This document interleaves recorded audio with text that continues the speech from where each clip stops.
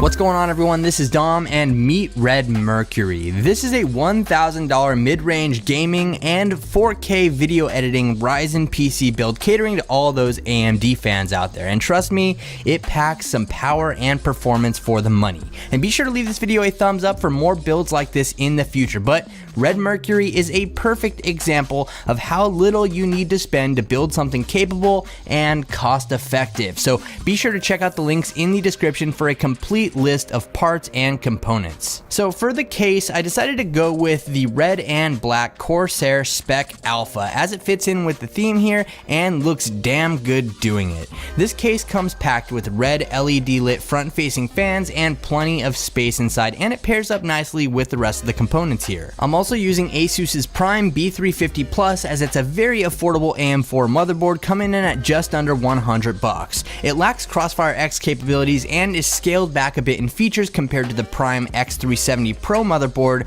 which you can upgrade to for around $60 more, but it'll definitely get the job done for this build. For power and RAM, I'm rocking Corsair's CSM 650 watt 80 plus gold semi-modular power supply and the Vengeance LPX 16GB DDR4 3000 MHz kit, but the real stars of the show here are AMD's Ryzen 7 1700 processor, which I have overclocked to 3.9 GHz and holding strong up from the stock 3.2 GHz clock speed. I'm also using AMD's Radeon RX 480 GPU with 8GB of RAM in this build, which may not be the best out there, but I was surprised at what this $220 graphics card was able to push, but more on that in a little bit. As for storage, we have Kingston's SSD Now UV400 240GB solid state drive and a Western Digital Caviar Blue 1TB 7200 RPM hard drive to finish things off. Like I said, this is definitely a mid-range budget build, but the power here was pretty good for the money in my opinion. So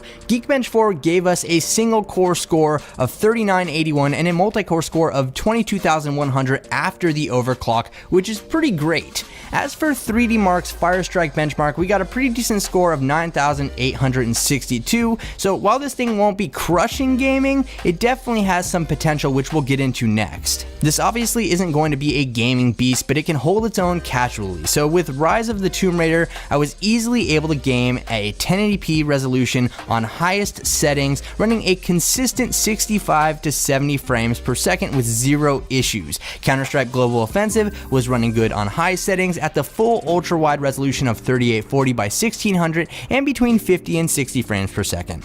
And Grand Theft Auto 5 had zero issues running on normal settings. Now obviously this build isn't for those hardcore gamers out there who need higher resolutions and frame rates, but if you can handle it, this thing will also spit out 4K gaming around 30 frames per second at medium settings. I was also very happy to see that Red Mercury powered through 4K video editing in Premiere Pro with steady frame rates and decent export times as well, so all good things here. So what's the takeaway here? Well, the Ryzen 7 1700 processor is pretty great for the money, but also the fact that you can build a very functional gaming and editing rig for about $1,000 with an 8-core processor, a decent GPU, and be able to power through most games and tasks. If you have a little extra cash, you can opt for a better GPU here, but this is a pretty good setup with options to upgrade down the road, like I said. But let me know.